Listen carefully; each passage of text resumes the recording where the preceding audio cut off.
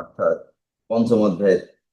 তো প্রশ্নটা হচ্ছে কোন যৌগের বন্ধন, মানে কোন যৌগের না, কোন যৌগের বন্ধন গঠন অষ্টক নিয়ম অপেক্ষা দুইয়ের নিয়ম অধিক কার্যকরী। আমাদের অপশনে যেগুলো আছে সেগুলো একটু লিখি। পথে আছে PCl3, পথে আছে AlCl3, পথে আছে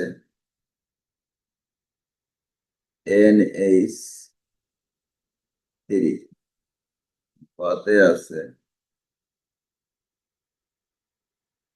NCl3। এই এখন আমরা এইখানে দেখি, প্রশ্নটা হলো অষ্টক নিয়ম অপেক্ষা দুইয়ের নিয়ম অধিক কার্যকরী। তাহলে এই ধরনের ক্ষেত্রে আমরা যদি PCl3 এইটার আলোচনায় যাই, PCl3, তো আমরা পি মানে ফসফরাস, এই ফসফরাসের শেষ কক্ষপথে কয়টা ইলেকট্রন এটা যদি আমরা বিচার করি তাহলে দেখতে পারবো ফসফরাসের শেষ কক্ষপথে ইলেকট্রন সংখ্যা আছে 5টা। কয়টা ইলেকট্রন? 5টা। ঠিক আছে, এই জায়গায় 3টে আর উপরে 2 আর ক্লোরিনের শেষ কক্ষপথে 7টা ইলেকট্রন। ক্লোরিন চাই 8টা করার জন্য ফসফরাসের সাথে একটা ইলেকট্রন শেয়ার করতে। তাহলে এখানে একটা ক্লোরিন, এই 2 2 4 আর 2 6 আর 1 7, এই 7টা ইলেকট্রন ক্লোরিনের আছে। এই যে ফসফরাসের সাথে একটা শেয়ার করলো তখন এর হলো 8টা। আবার আরো একটা ক্লোরিন একই কাজ করে,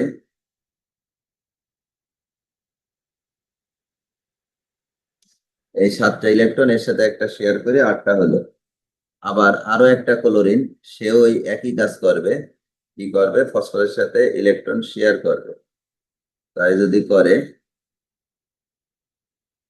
এই এইভাবে যদি করে তাহলে আমরা দেখতে পাচ্ছি ক্লোরিনের 8টা হচ্ছে, এই ক্লোরিনের 8টা হচ্ছে, এই ক্লোরিনের 8টা হচ্ছে। আবার ফসফরাসে 2 3 4 5টা ছিল, এই ক্লোরিনের কাছ থেকে একটা নেচ্ছে, এই ক্লোরিনের কাছ থেকে একটা নেচ্ছে, এই ক্লোরিনের কাছে একটা শেয়ার করে নিচ্ছে, নিলে ক্লোরিনেরও 8টা, এই ফসফরাসেরও 8টা হচ্ছে।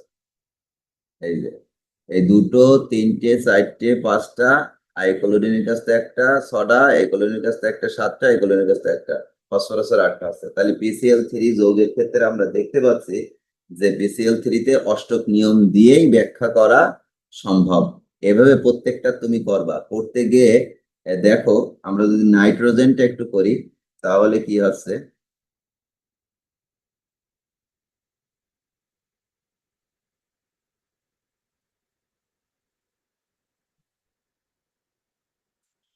নাইট্রোজেন না, অ্যামোনিয়া।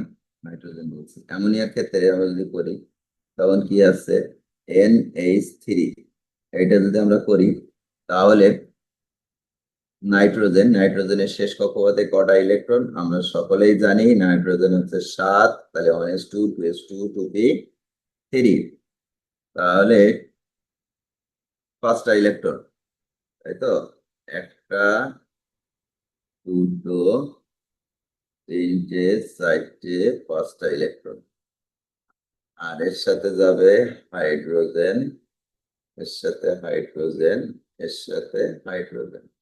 তাহলে নাইট্রোজেনে দেখতে পাচ্ছি যে মোট 8টা হচ্ছে। এই যে দুটো, 4টে, আর 6টা, আর 8টা হচ্ছে।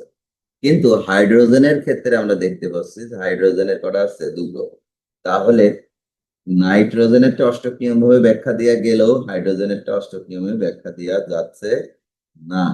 যার কারণে NH3 যৌগের ক্ষেত্রে অষ্টক নিয়ম অপেক্ষা 2-এর নিয়ম অধিক কার্যকরী। তাহলে সঠিক উত্তর হবে NH3। ঠিক আছে, এভাবে এই প্রশ্নগুলোর অ্যান্সার করতে হবে।